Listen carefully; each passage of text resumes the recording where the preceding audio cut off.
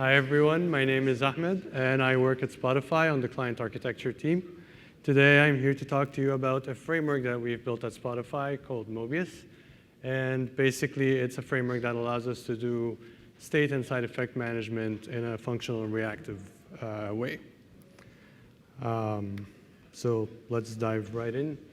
For today I'm going to talk a little bit about Android at Spotify, how many people we have, stuff like that. Then I'll talk about the objectives that we had when we set out to build that framework. I'll talk about some of the inspiration that we've had from other paradigms. Then we'll do a walkthrough of the framework where we'll implement a sample feature. And for today, we'll implement like a login feature, a very simplified one. And then we'll finally talk about some of the discoveries and learnings that we've had along the way when we were implementing this. So at Spotify, we have about 100 plus monthly contributors to the Android code base. That's quite a significant amount of people contributing code every day. They're spread over 6 cities and over 50 plus teams. The way we're structured in Spotify is basically we operate in feature teams. So we don't have one big Android team. We have many small feature teams that are cross-functional, and they have Android, iOS, design, QA, product management, and so on. And we have about, yes, questions? All right, so Stockholm is the headquarters. We have Gothenburg, we have New York, Boston, London, and San Francisco. Cool. Did Microsoft really buy you? Yep. I would have known, no. Cool.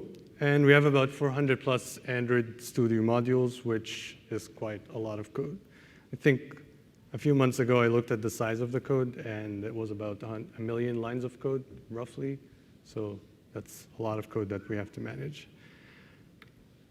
So a few years ago, we had no patterns. We were just building the big, massive fragments that I'm pretty sure everyone in this room has built at one point in their life.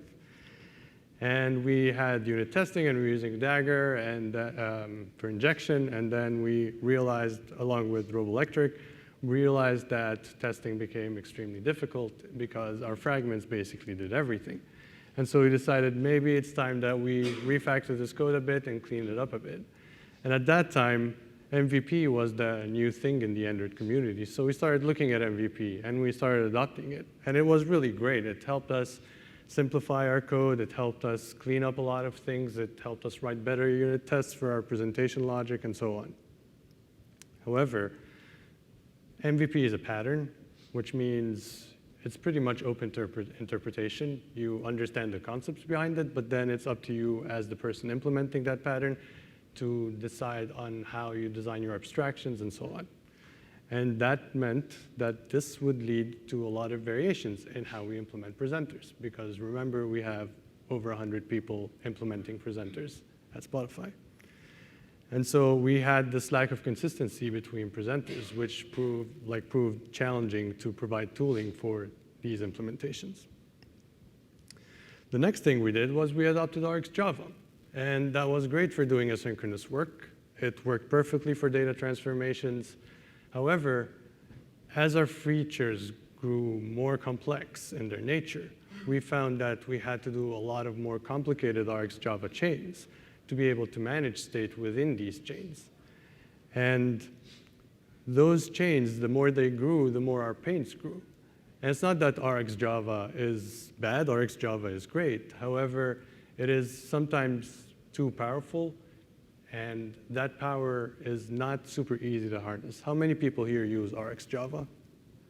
How many people here understand RxJava?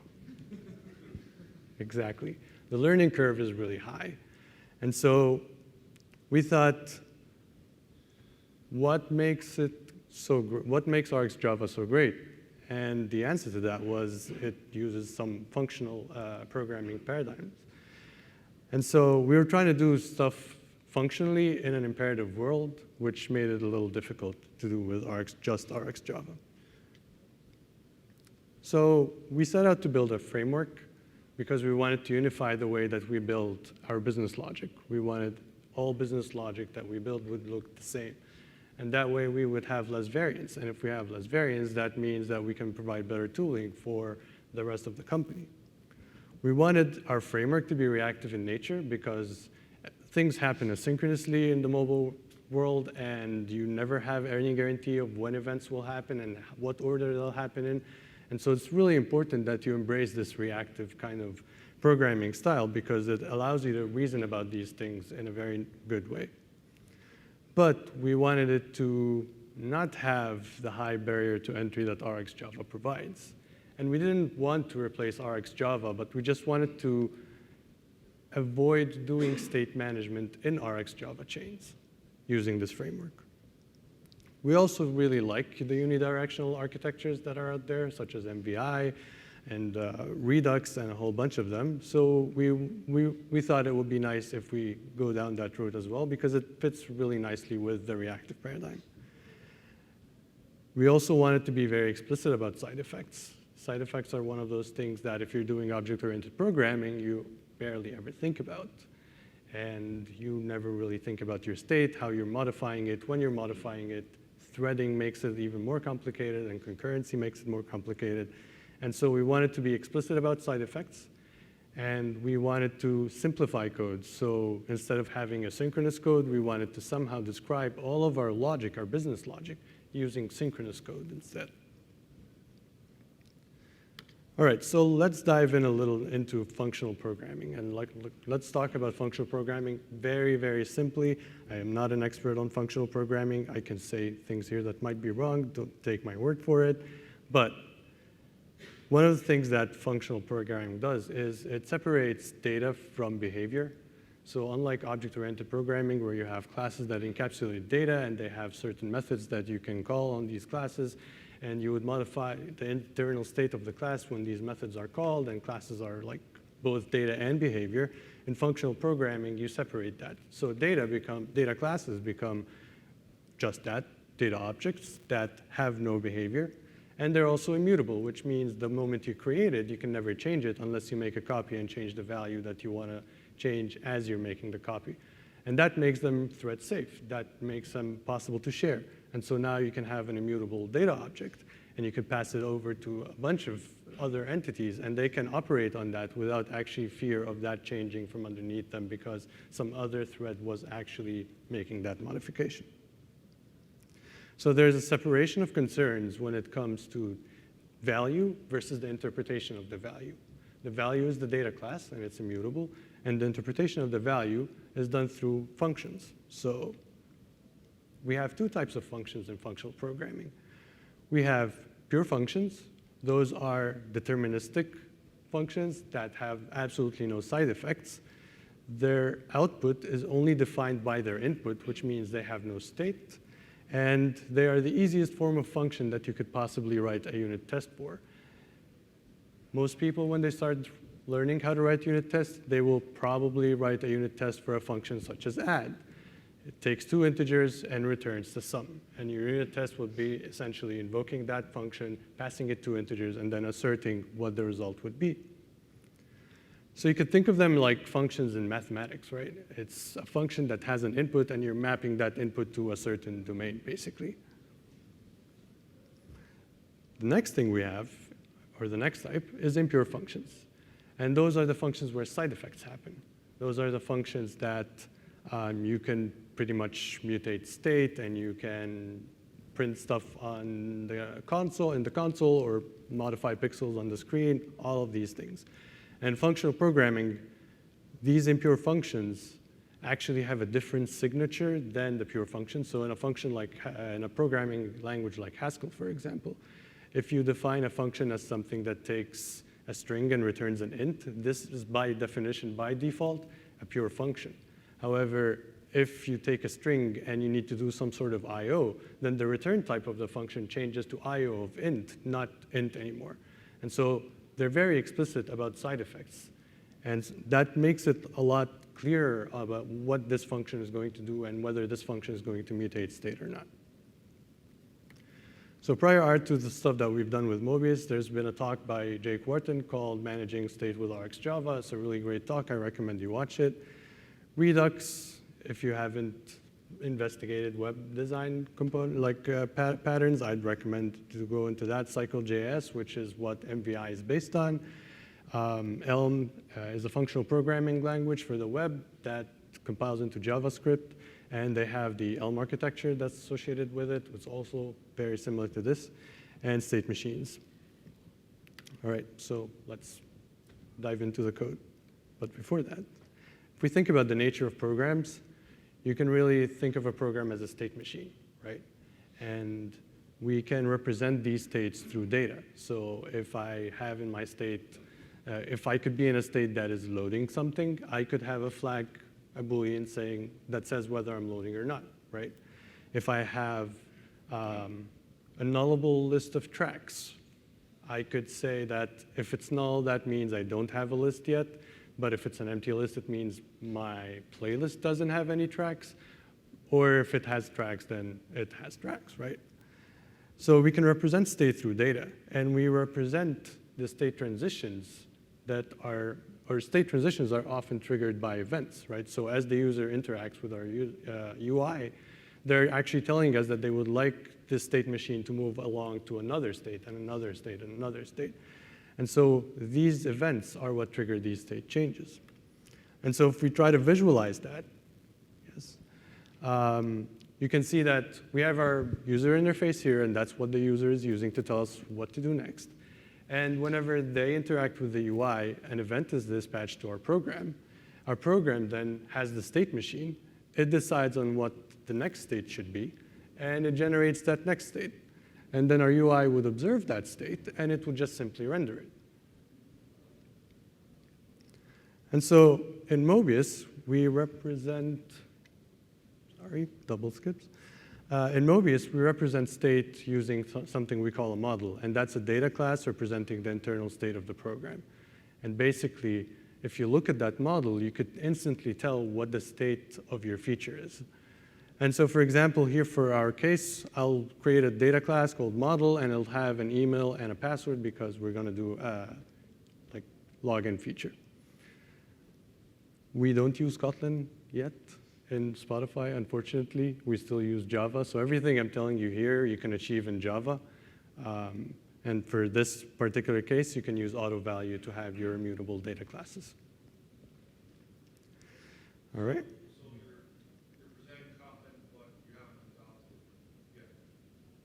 Yes. Okay. So these are design patterns that you're thinking you may incorporate soon. Oh, we use this, but we don't use it with Kotlin. We use it with Java. So our implementation is still in Java. Right. So you're not getting the benefit of, let's say, Flutter cross-platform or Kotlin refactoring, right? Not yet. Okay. But I don't think Kotlin would refactor anyway on the block, right? It's still kind of in flux. Sorry, I don't really understand the question. But Yeah. could we? The question was around the Kotlin component pattern that they showed previously. There's a common component that you could model Kotlin components in, and then I guess it compiles across the platform. He's asked about something multi-platform. Oh, no, it's not really part of this. Like, this is platform agnostic, so the library is actually a Java library. It's not even an Android library. You can use it in backend if you would like. And I believe you could probably write Kotlin code and use multi-platform if you need to. I don't really know a lot about that, so I couldn't answer that. All right, so now that we've seen how we represent state using the model, we also represent events. So we said that events are those things that trigger these state changes, and we can represent events using sealed classes. So here, for example, I am representing two events, email input change and password input changed. And so basically, as the user interacting with the UI and they're entering the email and the password, these events are being dispatched and to my program and basically telling my program that the user is changing the email and the password, or the user is telling us that they are changing the email or password input fields. And so here we'll have an event sealed class that has an email input change with the email value and a password input change with the password value. Now, for those who don't know what sealed classes is, you can think of them as super powerful enums, whereas Java enums, you can only, like they're singletons, you cannot instantiate them, and they must all have the same payload structure. With sealed classes, those are class hierarchies that allow you to seal these subtypes to that supertype. So it's like this event would be the enum, and these would be the cases in the enum. However, you can instantiate multiple cases, and they can have different data payloads. So one can have a string, one can have an int, and so on. And those are really known as sumtypes, which is an algebraic data type. So going back here for a second, if you don't use Kotlin yet and you use Java, we have an actual library that generates code for you that would achieve the same thing. And so you could use that to do ADTs in Java. I'll have the link at the end. All right, so let's go back to this diagram. And so we have events, and we know that we have two possible events, and then we have our program, and we have our state, which is our model. And so let's expand this and look a little bit inside of the program and what that would look like in Mobius. And so basically, if we look here, we have the UI that's generating these interaction events. So it's sending us the email input change and the password input changed. And then we have Mobius here, which is that layer in the middle. And then we have update. So update here is a pure function. And that's really the heart of our program. This pure function is what decides what state transitions that you should have. And basically, that function has a signature that takes a model, which is the current state. It takes the event that just occurred, and it returns the new state, right? And so if anybody is familiar with Redux, this is the same function. If anybody is familiar with MVI, this is the function that you will pass to your scan operator, and so on. Yeah. Event's like an action. Yes. It is an action, yeah. All right, and so whenever an event occurs, Mobius will receive that event. It has a reference to your current state. It'll call your function, your pure function. Your pure function will return a new state. Mobius will keep track of that and forward it to the UI because the UI is observing that, and then the UI can render it. And by the way, when I say UI, I am referring to both the view and the presentation layer. I bundle them together into the same box. But you can absolutely have a presenter in the UI box that's actually receiving state and doing this. So this isn't really a replacement to MVP, MVI, or it's really a way to implement the M part in any of the patterns using pure functions. All right, so let's go ahead and implement an update function. And so if we look here, I'm going to define an update function. It takes my model, an event, and it returns a new model. And then I'll switch on the event case. I'll say if the event is email input change, I'll return a new model copy with the email that I just received. If the event is password input change, then I'll do the same thing, but I'll copy it with the new password that I just received. And then I'm just going to refactor and extract these functions so that we can make more modifications to them later. Now, one of the things that we had as a requirement when we were building this login feature is we only want the user to be able to click the login button if they input a valid email pattern and a password of a certain number of characters. And so we'll expand our model to have a can login Boolean that represents whether we can log in or not, whether we're in a state where we can log in or not. And then we'll add another pure function called verify credentials that takes the email and just verifies that it's a valid email pattern, and it takes the password and verifies that it's a certain length. And then we're going to go ahead and change our onEmail change method so that every time we receive a new email, we also update the can login flag and determine whether or not we can log in based on verifying the credentials that we have. So here we're verifying the email that we just received and the password that we already have. And then we can do the same thing for onPassword changed, where we can verify the email that we already have and the password that we just received. And so now, every time the user changes the email or the password, if they violate either of these things, that flag is going to turn to false, which means the button is going to be disabled in our UI. And so going back to this diagram, we can see how this loop can keep going on and on and on and on. Now that the button is enabled, the user can actually tap that button and request a login, which means we should add a new event because this is how the user tells us what to do, right? And so I'm going to go ahead and add a login requested event. That login requested event is just an object. It has no data in it, and it's just basically a signal from the user. I would like to attempt logging in with the current username and password. Then we're going to update our switch statement here, our when statement, and say when login is requested, we would like to handle it somehow. Now, whenever login is requested, one of the things that we'll check is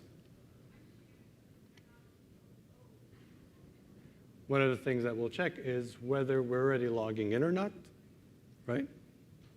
I didn't mention that. My bad. What's going on?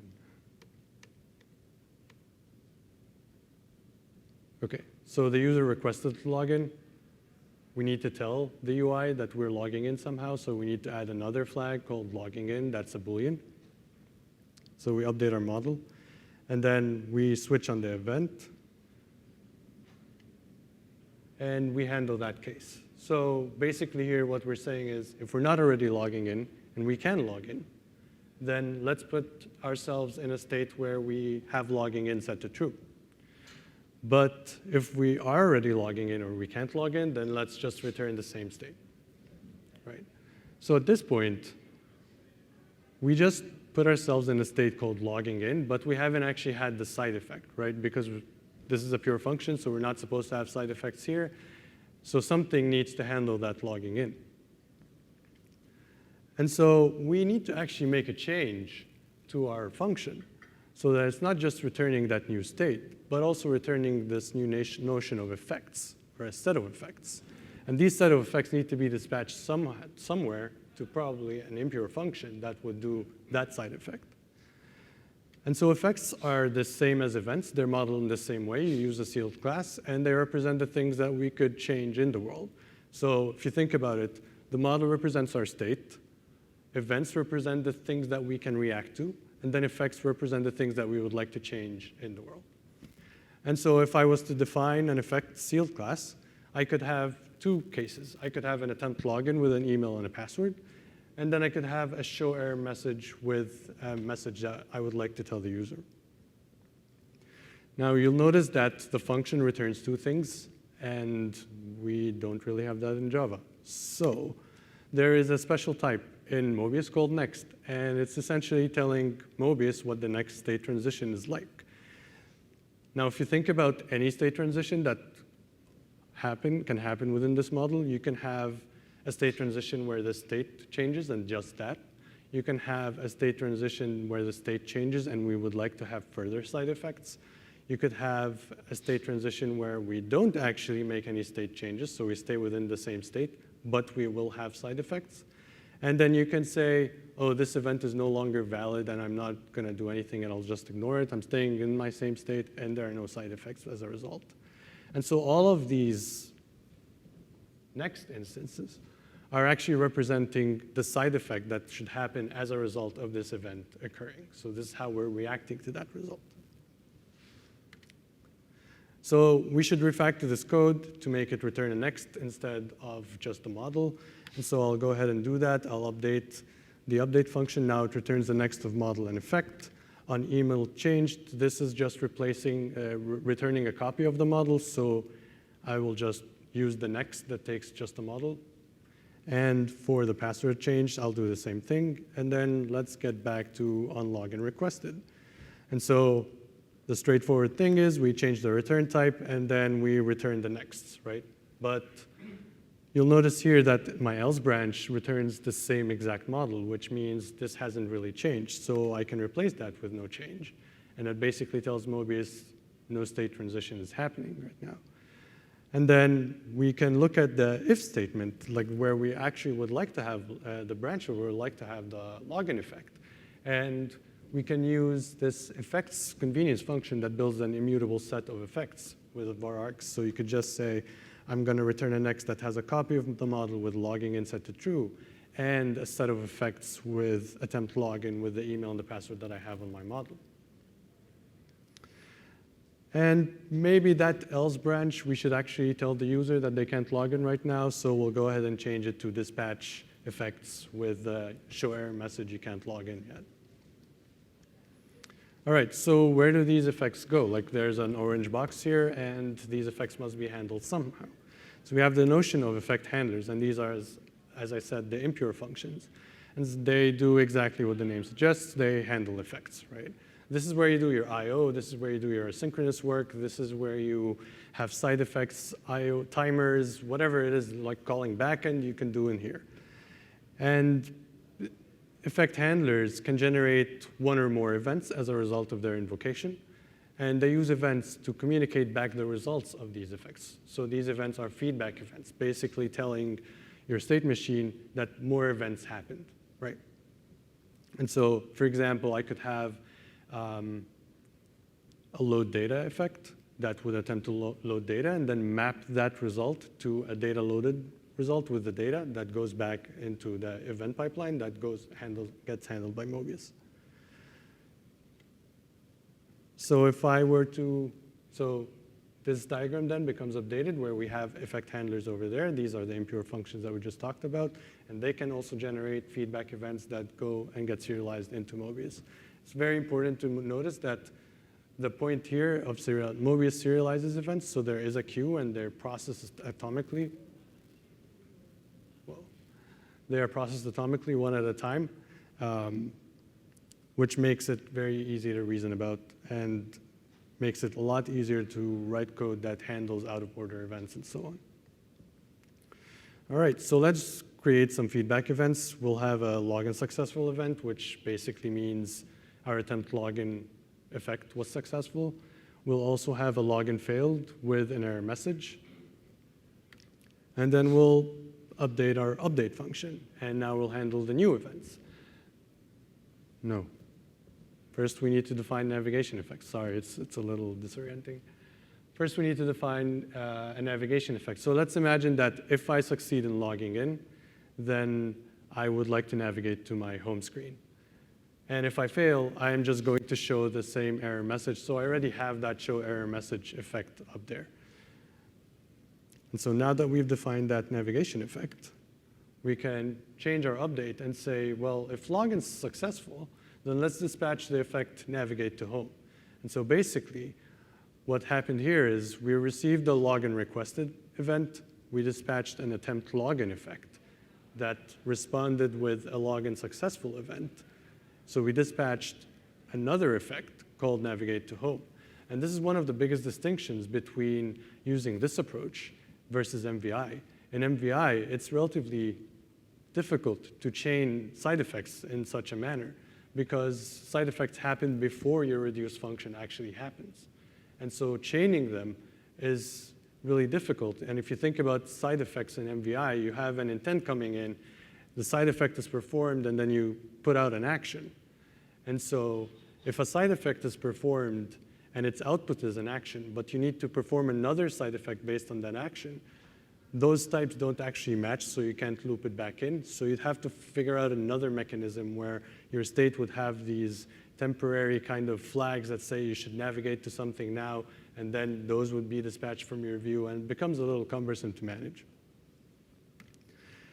If login fails, then we're going to return a copy of the model and say we are not logging in anymore, and we'll dispatch an effect, show error message with the message that we just received. All right, so let's talk about effect handlers. This is a convenience builder helper for RX Java. Since we talked about separation of concerns, we built these convenience methods that allow you to actually separate effect handlers. And so you can make an effect handler per effect type and basically pass all of these into this builder and tell it for this particular effect type, like here I'm saying for the navigate home to home effect type, I would like to run this action on the main thread. And this action will just show page and navigate there. The next line says, for the show error message, I would like to add a consumer to run. And so now every time show error message is dispatched, this function is going to run, and the it parameter here is going to be that effect, right? And so the difference between an action and a consumer is an action is a function that takes nothing and goes to unit or nothing, and the consumer is a function that takes an effect or a t and goes to unit. And then there's also another one called add transformer, where basically you can add a full RX Java transformer. It's a transformer from attempt login to event. And so basically you could do all sorts of cool stuff using RX Java and side effects. So for example, let's look at the attempt login handler here.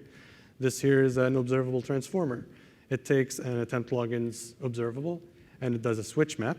And then whenever it receives an effect, it switch maps a new observable that basically attempts to log in, and then maps the result of this login service.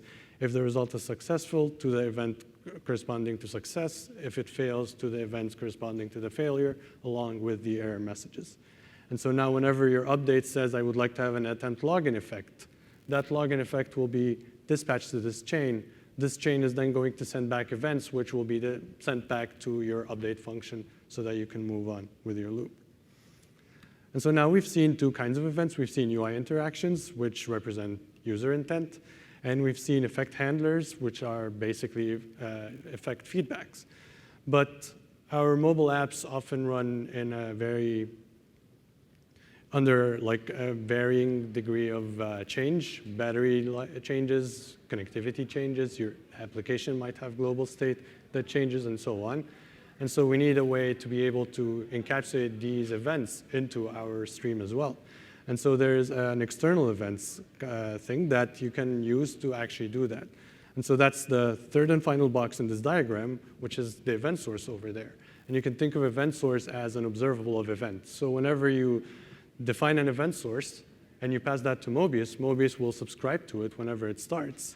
And basically, if that event source emits any items, these items will be sent to your update function. Now, we have Mobius RX, which is a plugin for the library that allows you to actually use Mobius alongside with RX. So the RX builder that I showed earlier for effect handlers, that's actually in that plugin library. And basically, so as I said, you can handle effects using RX Java chains. Effect handlers are essentially transformers from effect to event. If you want to attach a Mobius loop into an observable, like apply it to an observable event, so you have a transformer from event to model, and that's kind of like the bind function in MVI. And then you can create event sources from observable of event, so like it's a very straightforward one-to-one mapping between the two. Now, one of the really cool things about using Mobius and that kind of programming is testing, right? Because it's why we write code, no? All right. So basically, you can do TDD of your update function. And we've created these testing utilities called update spec that allows you to write behavior tests.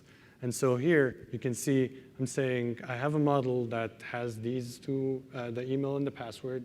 I can log in, and I'm not logging in, right?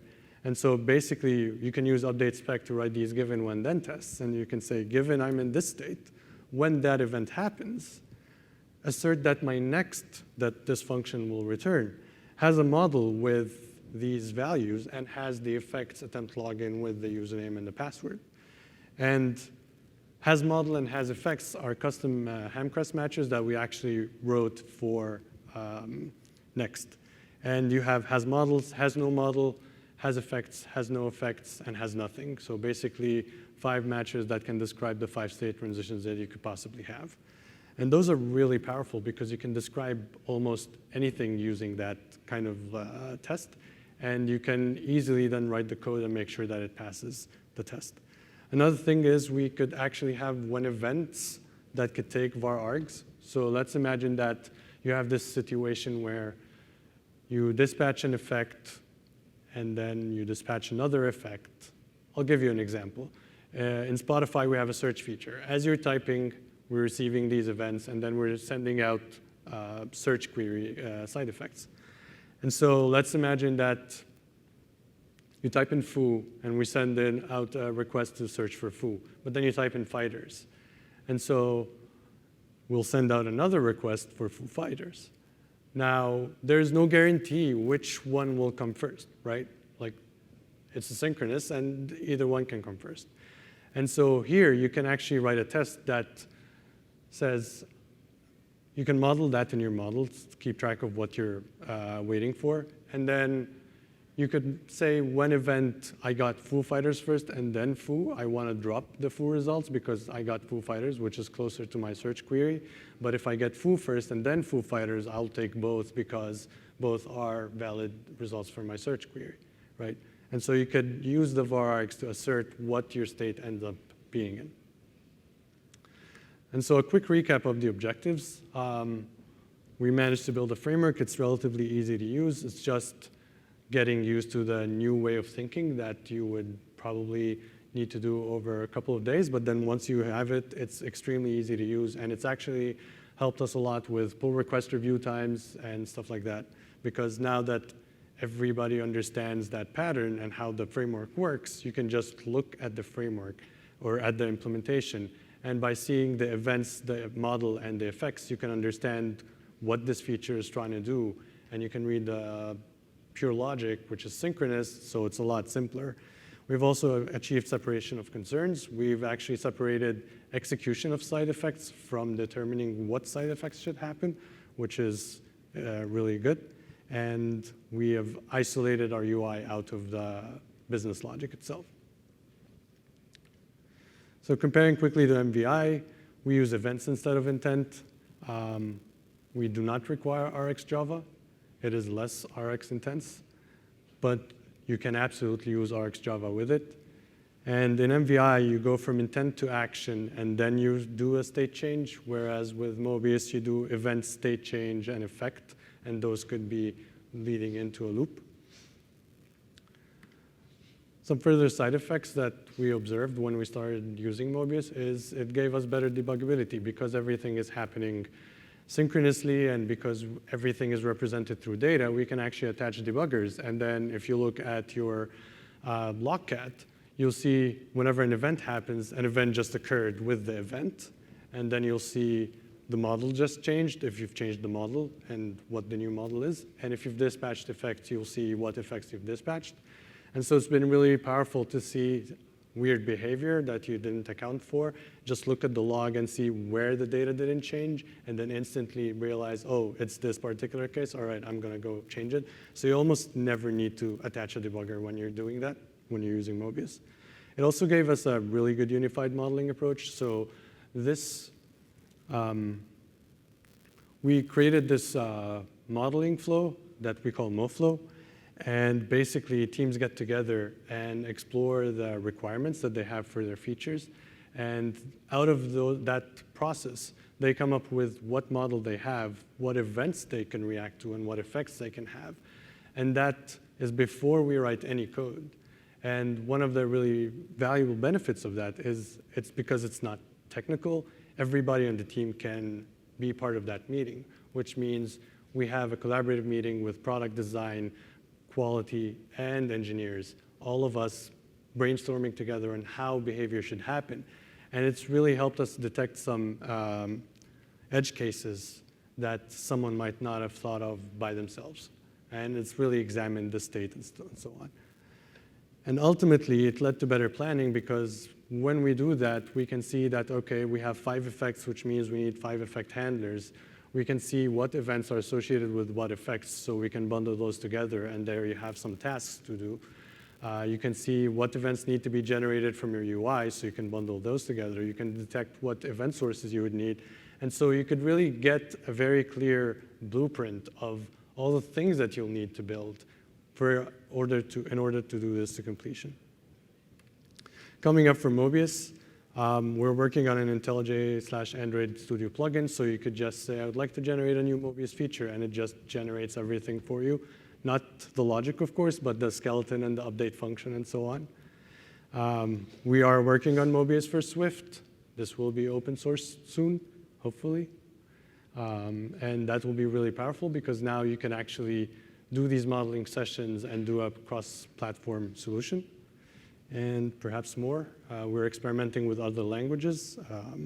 So yeah, maybe Dart. Don't quote me on this. And yeah, that's it.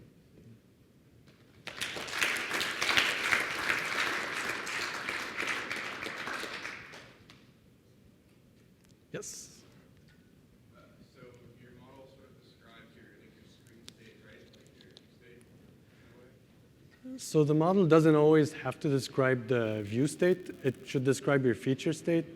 And your view state should be derivable from that model, which means sometimes your model can have 2 strings, but your view state can only render 1 string. And there is a presentation layer that detects which one of the 2 strings in the model it should use, but the model would have the 2 strings. Another example is if you have a task list, for example, and you have a filter applied for that task list, the model would have what filter you have selected and the full list.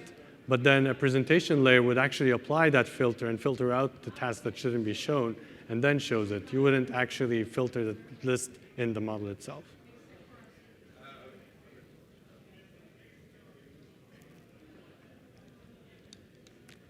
All right. If anybody else has any more questions, please come see me. And I have some Mobius stickers, like this one. If you want one, come see me. All right. Thank you.